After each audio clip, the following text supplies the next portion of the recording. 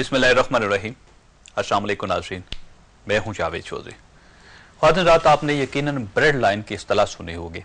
अंग्रेज़ी में ये इस्तिलाह अमूमन I am in the bread line या I am on the bread line जैसे फ़िक्रों के साथ इस्तेमाल होती है, और इसका मतलब होता है इंतहा दर्जे की गुर्बत या ऐसी अफलास जिसमें इंसान रोटी के लिए कितार में खड़ा होने पर मजबूर हो जाए। इस इस्तिलाह की बैकग्राउंड खासी दिलचस्प है और मेरा ख्याल है ये बैकग्राउंड हमारे नॉलेज में इजाफा साबित होगी। ख़ातिन रात न्यूयॉर्क शहर में 1825 में पहली बेकरी खुली थी। इस बेकरी में डबल रोटियां बनती थी और पूरा शहर इस बेकरी से डबल रोटियां ब्रेड खरीदता था। उस जमाने में क्योंकि फ्रिज या रेफ्रिजरेटर ईजाद नहीं हुआ था और डबल रोटियों को महफूज रखने का कोई बंदोबस्त नहीं था, चुनांचे बेकरी के मालिक रोजाना का माल रोजाना फरोख्त करते थे। उस जमाने में न्यूयॉर्क के गरीब लोग शाम के वक्त बेकरी के सामने खड़े हो जाते थे और जब बेकरी बंद होने का वक्त होता था तो बेकरी के मालिक के पास जो डबल रोटियां बच जाती थी वो उन्हें कितार में खड़े लोगों में तकसीम कर देता था।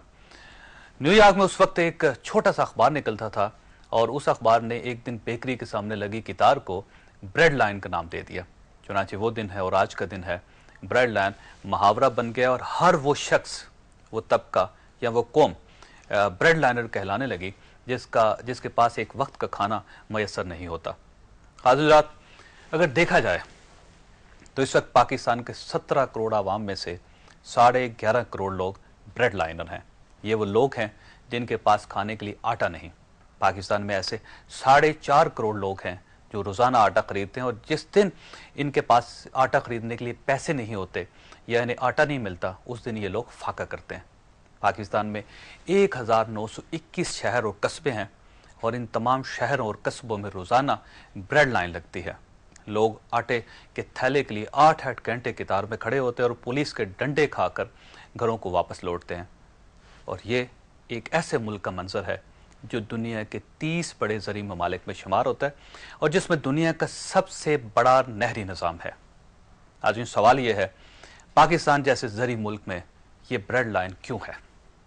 इस क्यों का सिर्फ और सिर्फ एक ही जवाब है और वो जवाब ये है कि हुकूमती बेहिसी। हुकूमत को नाज़रीन बुनियादी तौर पर जो काम फौरी तौर पर करना चाहिए थे, हुकूमत उन्हें छोड़कर ऐसे गैर मुतल्लका मामलात में उलझ चुकी है जिससे अब उसकी वापसी मुमकिन नज़र नहीं आती। हुकूमत ने जानबूझकर अदलिया के मसले को उलझा दिया। हुकूमत ने बिला वजह इत्तेहाद तोड़ दिया और अब हुकूमत बगैर किसी वजह के पंजाब में उलझती चली जा रही है। एक तरफ आवाम आटे के लिए कितारों में खड़े हैं और दूसरी तरफ आज पंजाब में पाकिस्तान मुस्लिम लीग काफ और पाकिस्तान मुस्लिम लीग नून अपनी अपनी सियासी ताकत का मुजाहरा कर रही हैं। पाकिस्तान पीपल्स पार्टी के अरकान गवर्नर हाउस में जमा हैं। मुस्लिम लीग काफ के 33 अरकान चौधरी परवेज़ लाई के इफ्तार डिनर में नारे लगा रहे हैं, जबकि मुस्लिम लीग काफ के फॉरवर्ड ग्रुप के 30 अरकान कैप्टन सफदर की अफ्तारी में पाकिस्तान मुस्लिम लीग नून से इजहार मोहब्बत कर रहे हैं। ये सियासत का एक रुख है। जबकि दूसरी तरफ सदर आसफ अली जरदारी बरतानवी वज़ीर-ए-आज़म गोल्डन ब्राउन से दरख्वास्त कर रहे हैं कि वह पाकिस्तान पर अमरीकी हमले रुकवाने के लिए अपना किरदार अदा करें।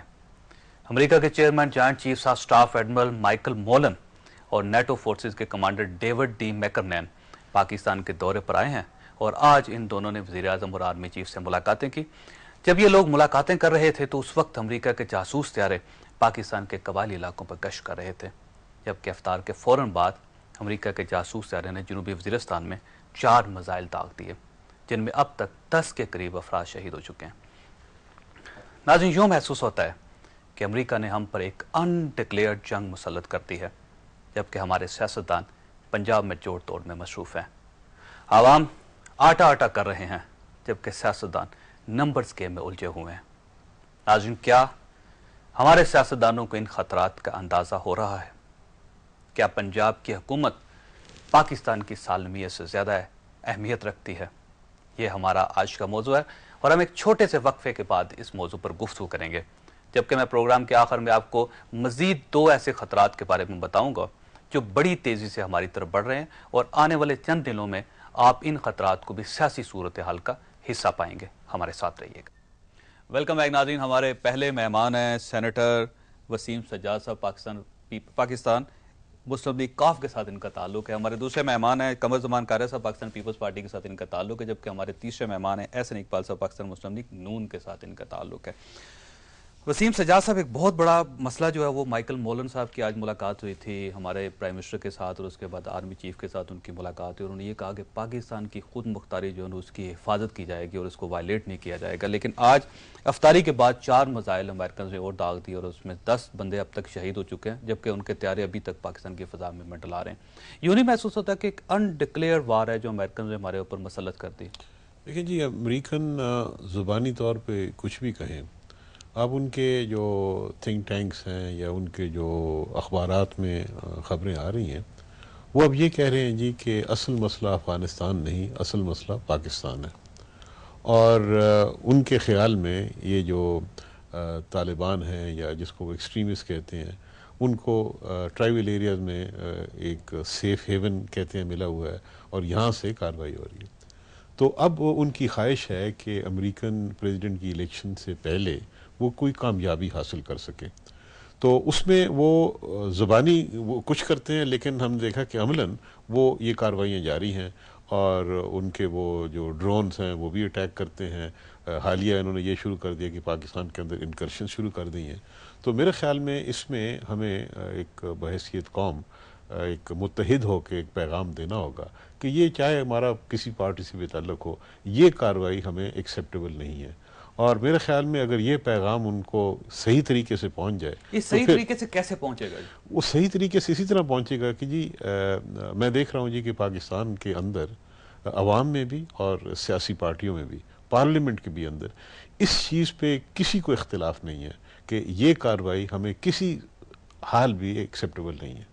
और लेकिन आप हुकूमत के किरदार से मुतमईन है? आपका ख्याल ये है कि हुकूमत ने जितना स्टैंड हुकूमत को लेना चाहिए था हुकूमत ले रही है इस इशू पे? जी, इसमें मेरा ख्याल में हुकूमत को ज़्यादा मौसर स्टैंड लेना चाहिए, खाली ज़बानी बात नहीं करनी चाहिए। अमेरिकन हुकूमत को, अब जरदारी साहब भी वहाँ पे जा रहे हैं, वाज़ेह पैगाम देना चाहिए कि जी अगर आपने ये कार्रवाई जारी रखी तो हमारा ताउन फिर आपके साथ मुमकिन शायद ना रहे। लेकिन सर, आर्मी की तरफ से बड़े क्लियर बयान आ रहे हैं जी। आर्मी ने बल्कि ये भी कह दिया है कि अगर उन्होंने इस किस्म की कार्रवाई जारी रखी तो हम उसका जवाब भी देंगे। तो जब आर्मी हमारी पाकिस्तान का हिस्सा है और ज़ाहिर हुकूमत का भी हिस्सा है, जब वो इतना वाज़ेह तौर पे कह रही है लेकिन इसके बावजूद मिसाइल हमले नहीं रोक रहे, मेरे ख्याल तो में इसके अलावा और क्या मैसेज देना चाहिए? पैगाम जो है ये पाकिस्तानी कौम की तरफ से जाना चाहिए, ये कि जी आर्मी का ये पैगाम है या हुकूमत का ये पैगाम है। मेरे ख्याल में इसमें कोई तजाद नहीं आना चाहिए। नहीं, अवाम कैसे कहेंगे जी उनको? अवाम, पार्लियामेंट अवाम की नुमाइंदा है, पार्लियामेंट के अंदर से मैसेज जाना चाहिए। हुकूमत भी पार्लियामेंट है वसीम सज्जाद साहब। हुकूमत की तरफ से अब हुकूमत के राब्ते होते हैं, पार्लियामेंट तो अपनी राय का इजहार करती है और आप देख रहे हैं कि पाकिस्तान में कोई सियासी पार्टी, कोई ऐसा शख्स नहीं है जो इस चीज़ के हक में हो, बल्कि मुखालिफ है। तो उसका ये है कि हुकूमती सतह पे, क्योंकि राब्ते उनके हुकूमत के साथ होते हैं, वो आए हैं, मुलन साहब वज़ीर आज़म से मिले हैं, जरदारी साहब अब अमेरिका जा रहे हैं, गॉर्डन ब्राउन से भी उनकी मुलाकात हुई है। तो इनको ये वाज़ेह तौर पे कह देना चाहिए कि जी अगर आपने ये कार्रवाई जारी रखी तो पाकिस्तान और अमेरिका का जो तावन है वॉर ऑन टेरर के हवाले से वो खत्म हो जाएगा, मुमकिन नहीं रहेगा। चौधरी साहब, कमर जमान कारया साहब, ये मुझे ये बताइए कि आज तो बहुत बड़ी खुशखबरी मिली थी कि माइकल मोलन साहब और उसके बाद जो वो डेविड डी मैकरेनन थे, उन्होंने जब ये कहा कि हम पाकिस्तान की सॉवरेनिटी जो है उसकी हिफाजत करेंगे और किसी किस्म की वायलेशन नहीं की जाएगी, और उसके बाद जो गोल्डन ब्राउन के साथ कल प्रेसिडेंट साहब की मुलाकात हुई, तो उसके बाद हम ज़रा होप में आ गए थे। लेकिन ये जो 4 मिसाइल उन्होंने अचानक दाग दिए हैं, इसके बाद तो ये होप्स ख़त्म हो गई। यकीनन बहुत तशवीश का इशू है जी, बहुत तशवीशनाक है और उस पर सारी पॉलिटिकल पार्टीज़ का भी बड़ा कंसर्न है, गवर्नमेंट का भी बड़ा इस पर क्लियर स्टैंड रहा है, इस पर कोई शेकी इशू नहीं है।